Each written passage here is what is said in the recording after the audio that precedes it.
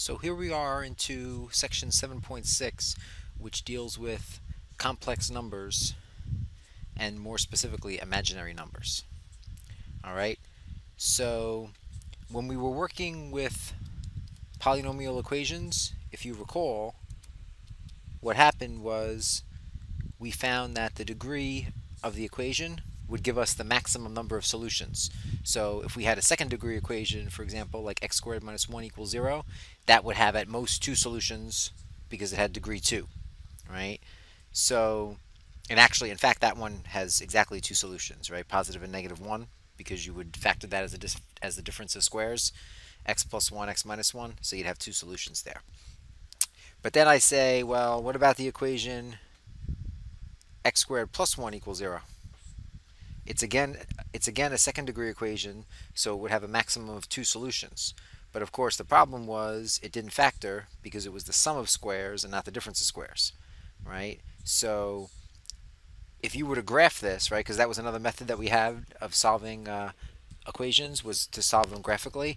If we graphed y equals x squared plus 1, we get a picture that looks like this, right? So what we'd be trying to find is where this graph crossed the x-axis, right? Because that would be y equals 0. So we would graph y equals x squared plus 1, which would be this one, right? That would be like our y1 on the calculator. And then our y2 would be this line, which was y equals 0. And then we'd say, all right, well, they don't intersect. Therefore, there's no solutions, right? So the key really here, though, is that there's no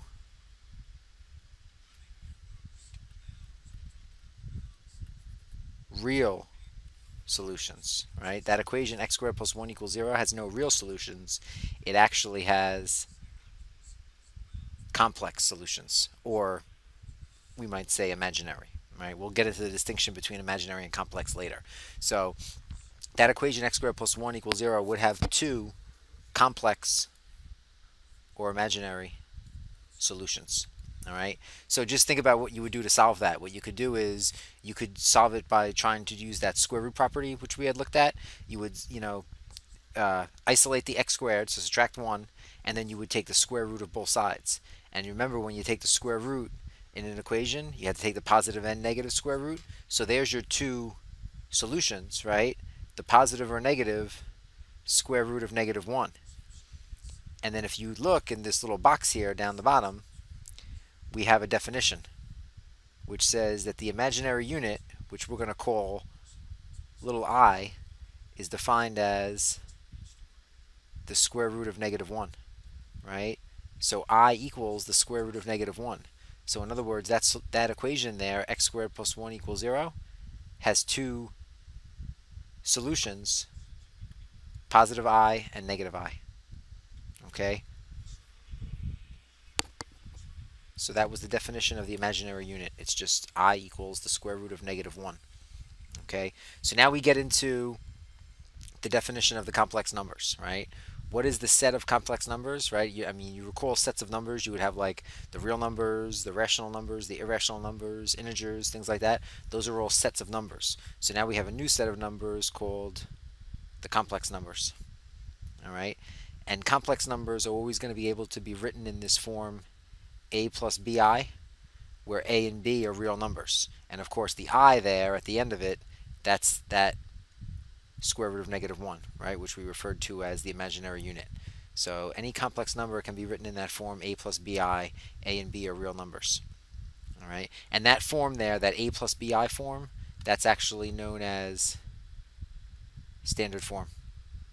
Okay, and since a doesn't have the I attached to it, a is called the real part and b is called the imaginary part, because b of course has the imaginary unit attached to it. So a would be the real part of the complex number, b would be the imaginary part of the complex number. Right? And if you've ever worked with these before, you might remember that they can kind of be graphed on a piece of, on like a coordinate plane, where you call the x-axis the a-axis and then the y-axis the bi-axis. So you can graph these imaginary numbers. So now here's the distinction. What are complex numbers? They're actually all the real numbers together with imaginary numbers, right? So complex is actually an all-encompassing set, right? So if you were actually going to draw this picture, like diagram it, you'd say, all right, that blue set there, that would be my complex numbers. And then, of course, inside this set of complex numbers, I would have over on one side, I would have my real numbers. And then, of course, on my other side, I would have my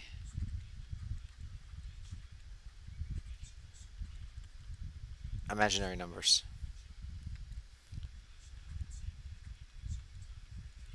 Right? And what are the real numbers? Real numbers, of course, since they're complex, can still be written in the a plus bi form. But the distinction is here, b is always going to equal 0. Right? Because then you would only have the real part, right? Any complex number can be written in the form a plus bi. But when b equals 0, there's no imaginary part. So what ends up happening is you just end up with the real part. So the real numbers really are complex. They just happen to have b equal to 0. And then, of course, the imaginary numbers would have b not equal to 0. And then sometimes what you also see is people might even draw a distinction between imaginary numbers and what you might call pure imaginary numbers. So pure imaginary numbers are going to be in this area over here with the imaginary numbers where b does not equal 0. But if it's going to be pure imaginary, what you're going to say is there's no real part. So a equals 0. So an example of a pure imaginary number would be the numbers that we just looked at before, like I and negative I. Those would actually be pure imaginary numbers because they have no real part, right? An example of a imaginary number that's not pure imaginary would be something like 1 plus 3i, right? For example, that would be a imaginary number that's not a pure imaginary number because it does have a real part, right? So that would be an example of an imaginary number that's not pure imaginary. And then a real number, of course, would be something like 3, because 3 could be also written as 3 plus 0i, right? You could write it as 3 plus 0i if you wanted to. Okay, so that would be a real number. But you've dealt with real numbers, your whole life, basically. So now we have this new set that's known as the imaginary numbers. Okay. So that's pretty much what the set diagram would look like.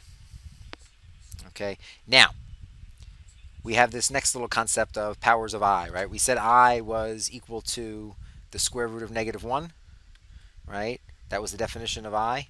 It was the square root of negative 1. So if you remember, when you do radicals in general, what happens when you square a radical, right? What would really happen was the number would just come out of the square root. So if you were going to take this and square both sides, that same rule is going to apply. So what are you going to end up with? You're going to end up with the fact that I squared equals, well, the square root of negative 1 squared, the square and the square root just cancel, so you end up with negative 1, right? And then if you square I squared, right, I squared is negative 1. If you were to square I squared, you're squaring negative 1, and when you square negative 1, of course, you end up with positive 1, but I squared squared would really be I to the 4th. So I to the 4th would be 1. And then how would you get I cubed? Well, you could get I cubed by saying that I cubed is really I squared times I to the 1st. So it's really just negative 1 times I, which is really negative I, right? So you can see that's what I have over here, right? I to the 1st is just I I squared becomes negative 1 because it's this, a square root squared. And then I cubed is negative I because it's really I squared times I, which is negative 1 times I. And then I to the fourth is 1 because it's really I squared squared. So it's really negative 1 squared, which gave you positive 1. All right. And then what happens, of course, is I to the fifth, you can then look at like it's just I to the fourth times I. But you already know that I to the fourth is 1. So this is just 1 times I, which is again I. Right?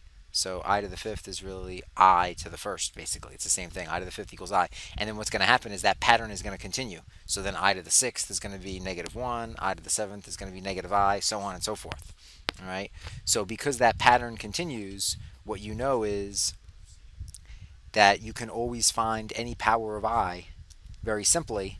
So like say I asked you to find I don't know, to the 89th power, right? Now do you want to go through that whole pattern and say, all right, well the fifth, I to the fifth was I again, so I to the sixth was negative 1, and then count all the way up to 89? No, you're obviously not going to do that whole thing. So what you do is you take this 89 and you realize, hey, well, I know I have a repeating pattern that has 4 different values, so I can divide this 89 by 4. And when I divide 89 by 4, I'm actually going to get 22. Now, if you put it in a calculator, you're going to get 22.25. But really, what you end up getting is 22 and then a remainder of 1. Right? Because remember how to always find a remainder? What you would do is you do 22 times 4, which would give you 88. And then you would subtract the 88 from 89. And that's going to give you your remainder. And that's really what's important. The remainder is what's important. So since the remainder here is 1, what that means is that I to the 89th is really the same as I to the first, right? Because that's the remainder, which is just going to be I, right? So I to the 89th would be I. So the remainder is going to determine what's, what value you're dealing with. So like if you had I to the 39th, what's 39 divided by 4? Right? You do the same thing. 39 divided by 4, and that would leave you with 9, right? And 9 times 4 is 36. And 39 minus 36, that's going to be 3. So this is 9 remainder 3, which means that I to the 39th is really the same as I cubed. And we know from our table above that I cubed was negative I. So I to the 39th would actually be negative I. So what ends up happening is if there's a remainder of 1, it becomes I. If there's a remainder of 3, it becomes negative I. Now you can see what's going to happen. If there was a remainder of 2, it would become negative 1, right? With a remainder of 2, it would be negative 1. And then you might say, all right, well, if there's a remainder of 4, it's going to be positive 1. But you're never going to get a remainder of 4, right? If you divide by 4, the only possible remainders are 1, 2, and 3. So if it divides evenly, in other words, there's no remainder,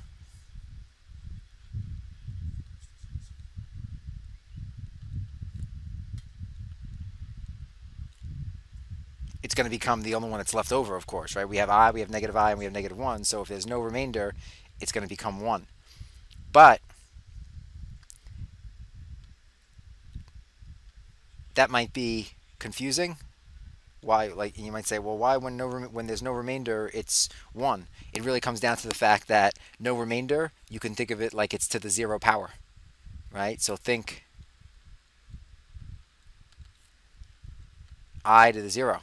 But we know that anything to the 0 power is really 1, right?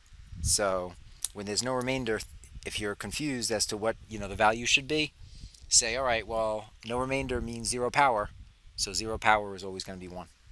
All right. So those are the four possible values of I, right? So whenever they ask you to evaluate a power of I, you know there's, you got a, you got a 25% chance of getting it right just by guessing even, right? Because there's only four possibilities. It's either going to be I, negative I, 1, or negative 1.